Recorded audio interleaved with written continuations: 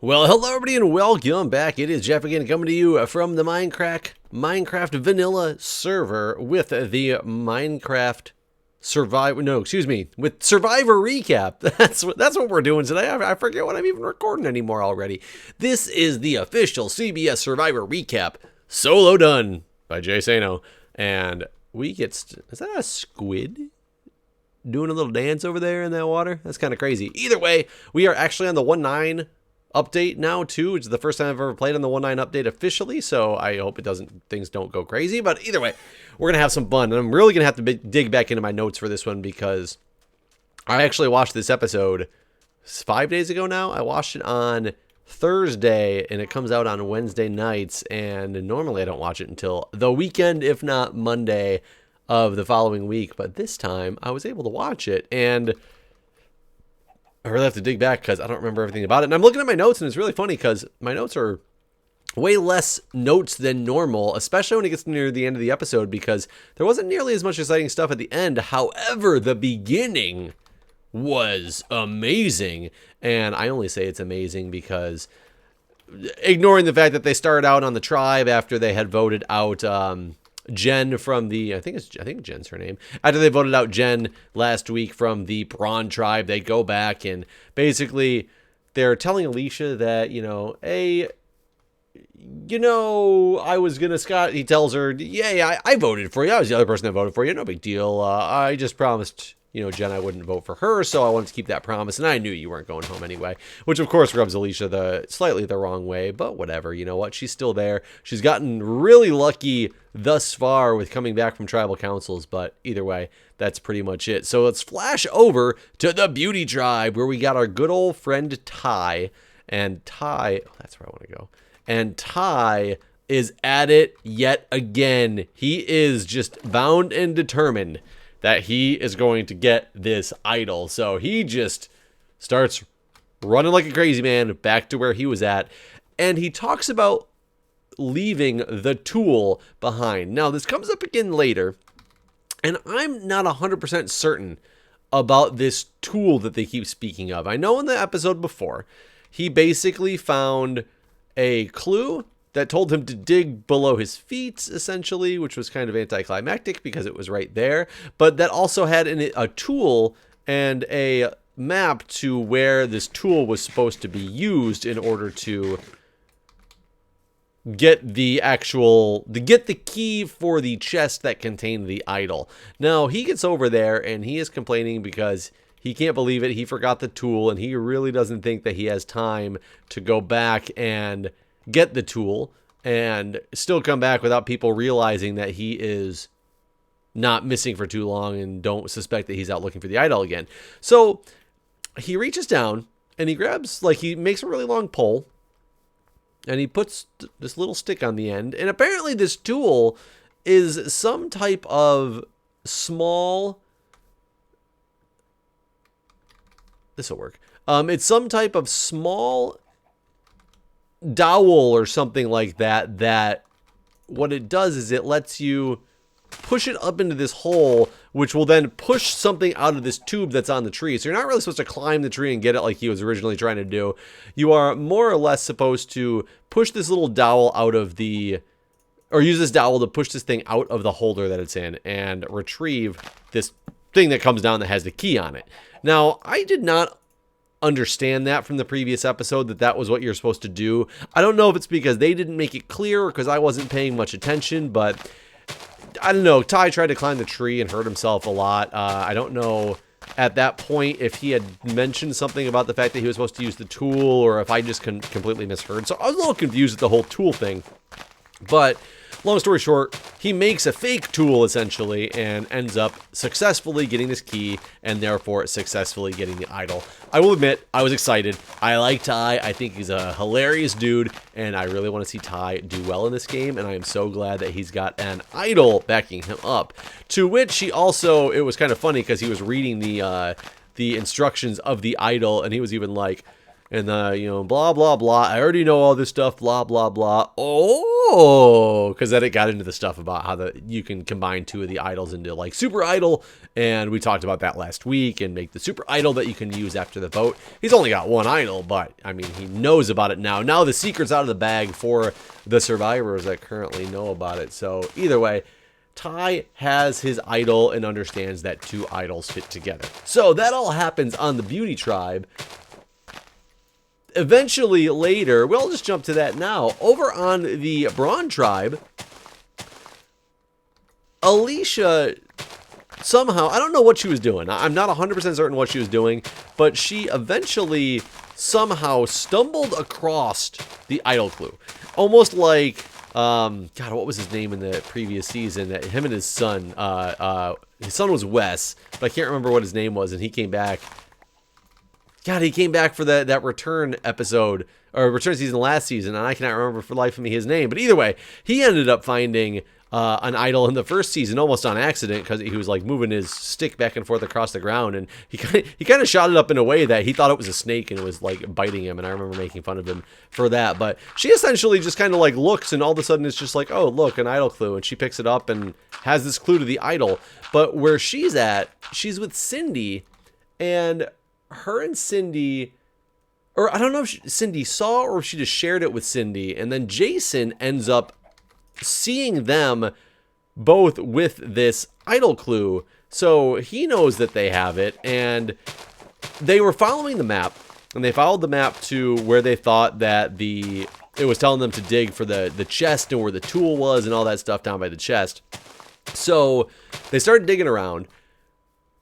And I will tell you, I got to give Cindy so much more credit for this move, because when they realized that Jason had seen them, Cindy basically says, you go that way, I'll go this way, make it look like, just act casual like we're not doing anything. They might have already seen us, but whatever, we can kind of play it by ear and see what they really know, act casual and go. And then so Alicia goes running off to go act casual, and Cindy immediately, she takes like one step. It's like what you do when you trick a little kid when you're babysitting them and you're like playing hide and seek, and they cover their eyes to hide, and you basically just like stop there and go sit in the corner behind where they're at, just so they go off the other direction and think you're somewhere else. I don't know, you know what I'm saying. But either way, she turns right back around and looks straight at the camera, and Alicia still seems to be within earshot, and she's like, I found it, and I made her go away because, and then she picks it up off the ground because she had uncovered it but didn't want Alicia to know. So she picks up basically this idol key piece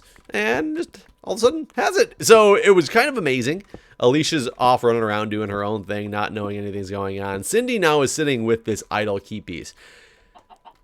Now here's where I get a little bit hazy on understanding if Cindy's on the right track or not. And basically Cindy goes back to camp and immediately tells the guys that, oh, I forgot about that.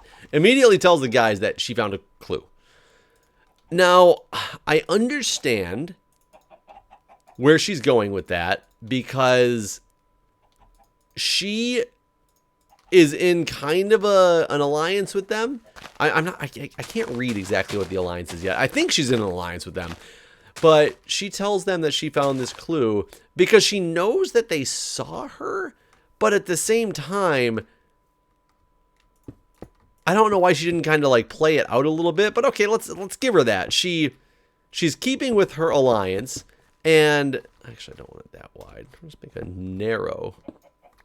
This is tribal council right here.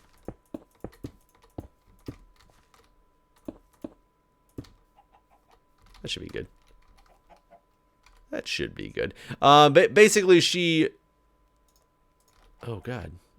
I used all my bricks. Or my cobble. I'm a moron. So she tells them about it. So immediately then it spawns a good old-fashioned race for the idol. Somehow Alicia's back in the mix again. Alicia knows that they have the clue. I think Alicia comes up to her and is like, well, would you just come up and tell them? And she's like, oh, no, they just saw us. Come on, simple as that. Cindy's playing it off pretty well. But I still don't quite understand her reasoning on not just kind of saying, hey, guys, Alicia found a clue. And she shared it with me. But she's got it. Like, why give the satisfaction of all the other stuff that's going on that I'm not 100% certain of? But either way, so it's a race. she gives the clue to Jason and Scott. And they basically take it from her and run away like it's theirs now, which that's the thing that I don't get about the whole thing is she kind of lost her opportunity now to have this clue to herself, because now it's basically, the Jason and Scott show. So I'm not sure if I agree with Cindy's decision-making process on this whole thing, but I guess only time will tell. But basically they run off into the woods. They end up seeking out where the idol is that the clue says it's supposed to be at. They go find that big box that's in the sky. They also realize that they don't have this special tool.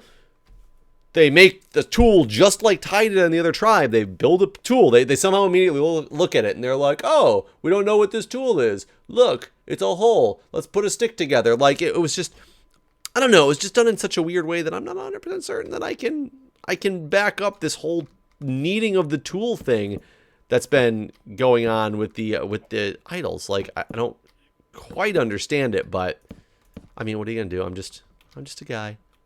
That's going to be way too big of a fire for Tribal Council. I wanted to make it a cool, like, raging fire, but I don't think that's going to look that good. And Jason ends up boxing out Alicia, so they end up pushing this thing up, getting the key. It comes out. Jason boxes out Alicia. He ends up with the clue, and Cindy's like, "Oh, guy in my alliance, he's got the thing. I have all the confidence in the world. He's going to share this thing with me." And I'm like, I don't have all that confidence in the world, but you seem to have that he's going to share this thing with you, because I have a funny feeling he is going to prove you wrong, and she's going to be sorely disappointed. Like, that's where I see coming with this. Is I don't think that he's as trustworthy of a person as she tends to think that he is. It's part of her alliance. I get it. And I know they were already getting sick of him in the last episode, and the only reason he actually probably didn't end up getting voted out after everything was because Jen went so crazy and, like, flipped all around. So he better watch himself, because he does have an idol, but I have a feeling that just might be more ammunition that they might use to kind of be like, okay, he has an idol. Let's blindside him now while we can. Though that kind of sucks, because then the idol ends up going out with him. I always wondered about that. Like, so does he officially have the idol must be officially in his name, because he is the one that ultimately walked away with it, I guess is the assumption. So, yeah, so if you have the idol and it's yours and you give it to somebody, like, is there a transfer process with the idols? As in, like, on paper, like, if somebody else is physically holding the idol, but I said it was mine, because it says you can't take it from somebody else. So if let's say I stole it out of somebody's bag, and I was on the show, and I steal it out of somebody's bag, and I steal it out of their bag, we go to Tribal Council, they end up getting voted out, and they didn't use the thing, and they weren't trying to use it. They thought they were safe. They got blindsided. They get kicked out of the game. Do I now own that idol, or is it still theirs, and therefore it is not able to be used by me? And I guess the other way as well is, what if they gave the idol to me, or I was just holding the idol and I got kicked out? Is the idol gone because I got kicked out of the game, or does the idol actually still exist because it wasn't officially my idol? Like, I wish I understood all of the idol rules that go along with everything, because it would make some of the stuff make a little bit more sense that I have a hard time grasping it. So I really don't know what the deal is with the idol, but I think Jason officially has it, which I think is going to be problematic for the rest of the team. I really do think it's going to be problematic for the rest of the team, and I don't think that Cindy realizes how conniving I think Jason's going to be. And now that I'm against Jason's playstyle, I am completely for his playstyle. I just wouldn't necessarily want to be on a team with him. I might play like him and hope that I get to the end, because I think he's got a good chance to. All he needs to do now is make some slightly better alliances, and I think he's going to be, like, all set. But it'll be interesting to see what happens with that. So either way, again, makeshift tool gets the idol. So relatively early on in the episode, there are 2 idols that are discovered. But obviously, there's a bunch of beach talk and things like that. So in between these 2 idols getting found, it was interesting to see the Brains tribe were actually talking, like Peter and Liz are talking about goats to take to the end. And I'll be honest, I hate the concept of taking goats to the end. I understand it. It's a game for $1 million. The people who talk about taking goats to the end, and it's been done before with Phil, and that one chick tried to do it with Ja Rule, or whatever his name was. I don't even remember if that was his name. Shamar, that's his name. Ja Rule, Shamar. I don't know why I said Ja Rule. Maybe I had Ja Rule in the head. I don't know if I was just... I don't even know any Ja Rule songs, so I have nowhere to go with that. So I don't know why I thought that exactly. But either way, it's she tried to bring Shamar to the end as her goat way too early on in the game. And she made it very clear that that's what she was doing, at least to the camera, like way early on in the game. And I'm completely not for taking a goat to the end, but that's from the entertainment perspective that I have for this stuff. It doesn't have anything to do with the perspective of winning the game. Like, yes, it's a good strategy to get somebody take a goat to the end because you have a better chance of winning $1 million against them. I get it. I currently, however, am a survivor watcher, not a contestant. If I'm ever a contestant, please, please, please one day be a contestant. But if I'm ever a contestant, I can't say that it'd be out of my realm of possibilities to talk about taking a goat to the end. I mean, that is the way that you kind of help yourself get closer to $1 million by taking people to the end who aren't going to get the votes. I mean, it's part of the social game. But from an entertainment perspective, I want to see entertaining stuff. I don't want to see that garbage. I don't know why I'm trying to sleep in the crafting box. So, look, I got beats. Dude, if 1.9 update was out back when there was question about Vintage Beef and his legs, that we could have squashed that bug so early on. But anyways, so Liz and Peter are talking about taking goats to the end. And like I said, I'm not really for that strategy per se, but I understand the concept of that strategy. So I don't know. I guess we'll just kind of see how it goes. I'm trying to make a cool chair for Jeff Probst to be sitting in. I don't know. I don't know what to do. So they're talking about doing that while saying that Debbie and Joe are goats, and I agree Debbie and Joe would be goats to take to the end. Maybe Aubrey. I don't know enough about Aubrey yet. She broke down in the first episode. I don't know if that's enough to condemn her as a goat. That would not have any bearing to be able to go anywhere else in the game or not. I don't know. I can't figure that one out yet for Aubrey. But then they said maybe Neil, just because he's a bad player. Like that completely goes against their strategy of taking goats to the end. It's just maybe Neil because he's a bad player. Hey, just because you're a bad player doesn't make you a goat. Oh, I forgot you can't stack these, dang it. It doesn't make you a goat because you're a bad player by any stretch of the imagination. So not really sure what the best strategy for all this is going to be when all is said and done. But either way, they're talking about taking some goats to the end of the game. We'll see if that ends up happening or not. Jeff Probst has a dumb-looking little stool over there. And all the teams, all the tribes in general are actually putting more strategy around games and who they want to take to the end. There's a temple. Who they want to take to the end and all that fun stuff. So it's really interesting to see that there is more strategy building happening and going on with everybody because it's getting to the point in the game where they need that strategy to really get going because, you got one team who's already down 2 players. At the start of this episode, they're down 2 players. They really got to start looking for a way to make sure that they're going to survive in this game. So, but the other teams as well. Let's say everything goes according to plan and you guys keep winning. Eventually, you're going to merge, and eventually you are going to have a strategy that involves getting rid of some of your friends and things like that. So make sure you start thinking about the long game early is like all that I would say. And they're finally starting to think about the long game. I personally don't think they started thinking about it early enough. And I don't have a single torch, but they're at least starting to think about it now. So one of the cool things that happened during the episode was on the Beauty Tribe, they were going to kill a chicken. And despite the fact that Ty is completely against hurting animals, he actually wants to help, and he does the murder. He does the actual murder. He murders the chicken himself, or helps to murder the chicken so that his team can eat, because he says he understands it's giving back to the team. It's kind of like the circle of life things. He doesn't want to hurt the chicken, but he does. He helps kill the chicken, cook the chicken. He starts crying, but everybody like in one of those sweet ways, not in one of those like, oh god, what a pussy type of way. It was in one of those like, oh, he really does, like, he has really true emotion and emotional attachment to like nature and living things, and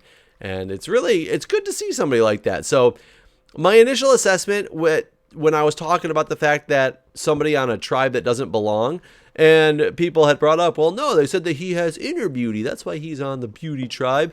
I didn't believe it at first. Like, that's not something Survivor does, but I will be honest. He definitely seems to be a person that has inner beauty, and I think he does fit on the beauty tribe for that. Granted, the rest of the people on the beauty tribe don't necessarily have inner beauty. They just have outer beauty, so it's kind of a loose term of, it's any type of beauty you can think of, I guess, goes on this tribe, because you got some like superficial, beautiful people, and then you got some not as good looking, beautiful on the inside people. It's like the fat chick with a good personality, you know, just a nice personality. She's nice.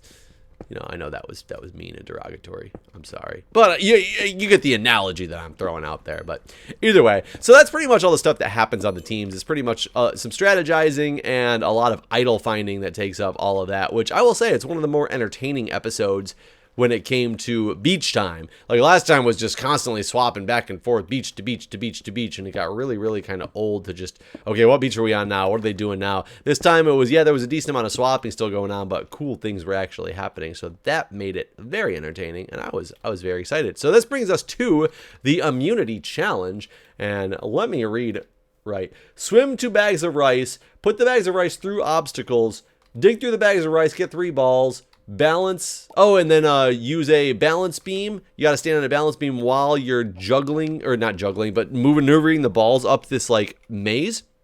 And they've done the end part of this before with the balance beam and the maneuvering of the ball up the kind of like, it's a maze. It's a big board with a bunch of holes in it, and you got to get the balls to go past all of that stuff so that you can successfully get the balls to these 3 holes on the top and have them sit in there. Really cool thing at the end, but the beginning was really cool concept that I had never seen before, and it was they got these bags of rice that they're putting through the water as a team, and then they come to this wall, and this wall has these holes in it, and the holes are really small holes, but if you know anything about a bag of rice, if you got a bunch of rice in a bag, you can shift the rice from one side of the bag to the other and kind of like change the size of the end of the hole. So eventually you get all the rice to one side of the bag, you stuff a corner of the bag through one of these holes, and then you start maneuvering the rice through the hole back into the other side of the bag to eventually like squeeze it out of there. I thought that was a really cool challenge and a really cool concept that didn't necessarily require a lot of thought to how you were going to do it, but it required not to what you were going to do, but it required thought to get a strategy and how you're going to do it right and well. And I really liked that. I thought that was really cool. So I was impressed with that part of the challenge, and I would love to see something like that again. But it wasn't that long of a challenge. But the first reward was going to be, what was it here? Oh, so they had a choice between either comfort items like blankets, pillows, all that fun type of stuff, or they could have their emotional items. So I guess what I'm understanding is from this season is that they had these emotional items of some type that they told them to bring, because there was like a teddy bear, looks like a Care Bear sitting there was one of the items, as this emotional item that one of the ones that somebody had brought with them. So it was kind of an interesting twist on, I don't know if it's a twist per se, but an interesting thing that choice that they had to make was this whole emotional item thing. So, but it was cool that they got a choice, but I don't know. It was kind of like, emotional items? I don't know. You don't need the emotional items like this early in the game. They're supposed to come way later. Damn it. They're supposed to come way later in the game when you're actually emotionally like distraught and things like that. Not, 9 days in or whatever. It's only the 3rd challenge. I thought it was kind of too early and weak for what that was, but whatever. They got the choice between those things, and then and that was pretty much what the challenge was. So, challenge commences. And the Brains tribe was in last place after the rice obstacle. Basically, the smart people couldn't figure out how to get the the rice through the hole in as easy as a fashion as everybody else did. But you know, that always seems to happen in these shows. It's more just like the Brains tribe seems to fail at the things that you would assume that the Brains tribe would be good at. And I don't know why that is just such a normal maneuver that happens in Survivor, but it truly is. But either way, the Brains tribe was in last place after the rice part of the challenge. And so, hold on, I want to finish this thing before I move on over. There we go. And you get up to eventually they're all maneuvering the balls up the ramp in the back, trying to get them all to the top. And I thought it was hilarious because Jeff Probst, the genius that man is, says the key is to avoid the holes in the maze on the way up to the top. Jeff, you're a genius. The whole point and the only point of this challenge is to avoid the holes in the maze on the way to the top. But that is the genius information that you're going to give out there to our lovely contestants, is to do exactly the one thing that the challenge is about at this point. Bravo, Jeff. Bravo. That's all I have to say. But, of course, Jeff makes all those comments all the time about things, so he says that. They're fighting at it. Beauty ends up winning. Brawn and Brains. It's like a battle to the death. You didn't know what was about to happen because it was just back and forth and back and forth. It was a really close challenge, which was really cool, unless it was just really good camera work to make it look like it was a really close challenge. But I'm pretty sure this one was really close. But for the first time on this season of Survivor, the Brain Tribe loses, and the Brawn Tribe barely squeezes into second place and gets to not only claim some form of reward, but they also get to avoid tribal council for the first time. So yay to the Brawn Tribe for finally getting to keep somebody on their team this time and not be down to only 3 people left. So either way, Beauty Tribe ends up taking the comfort items, which leaves the Brawn Tribe to take these lovely emotional goodies, and Jeremy ends up being the one. Jeremy or Jason? Jason ends up being the one that takes home that green teddy bear because he brought the green teddy bear. I think it was his daughter's or something like that, he said, but I still think it's way too early for emotional items. Don't think it's necessary, but of course the folks on Survivor thought it was necessary. So either way, for the first time, the Brains Tribe has to go to tribal council and vote somebody out. So recall, the Brains Tribe earlier is the one that was talking about taking goats to the end. So who knows what's going to happen with this one, because of the fact that, you know, yeah, some people talking about taking goats to the end, whereas other people are actually talking strategy. And tribal council, I'll be honest, got a little bit boring. I listened to people talk. I wasn't really that impressed with anything anybody was saying. I wasn't that enamored with anything anybody was saying. And when all was said and done, I have 2 notes written down about tribal council. And keep in mind, I take notes during the show to make sure I have like talking points about the important things that happened in the show. So I remember, because especially when it's been a few days since I've been able to watch the episode. And I have 2 notes from tribal council because it was just not that exciting. That's why the beginning of the episode was so much better than the end. But long story short, there ends up being a 3-way tie at first between Liz, Peter, and Aubrey. And Liz and Peter are the 2 people that were talking about actually taking goats to the end together. And of these 2 people that are talking about that with each other, they're 2 people whose names are up there in part of this tie. So they are in some trouble. Their whole quote-unquote alliance, I don't know if they were in an alliance or if they were just talking strategy or what the deal was, but their entire alliance gets votes and is up on the chopping block in a tie fashion. So obviously things are not going to go well for them.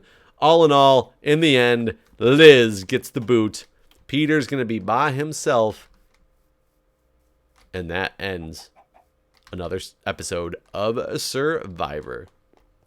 So guys, I hope the update was entertaining enough. I will be honest, it's very, very difficult to do this. Hi, Creeper. Did you come from the top? You did. It's very, very difficult to do this update. solo. It's not only do I have to keep looking at my notes considering I'm playing a game and not when I did it with Good and MC and things like that. We were just talking to each other, so I got to read my notes the whole time, and it was like it was normal and expected. I'm trying to like not only play a game but talk to myself about an episode that I've already seen from the perspective of you. It gets a little bit difficult, so I don't know. I'm going to try to cut these episodes down a little bit if they continue on, depending on how much people actually like them. I enjoy doing them. I enjoy talking about Survivor, and it gives me a chance to play some Minecraft and things like that again because, look, I'm just building different pieces of a Survivor set. Like, this is Tribal Council. That's eventually going to be, I'm going to put a canopy on Tribal Council like it was somewhat indoors in like a little hut or something, but that's just as far as I've gotten so far, so it's not done yet.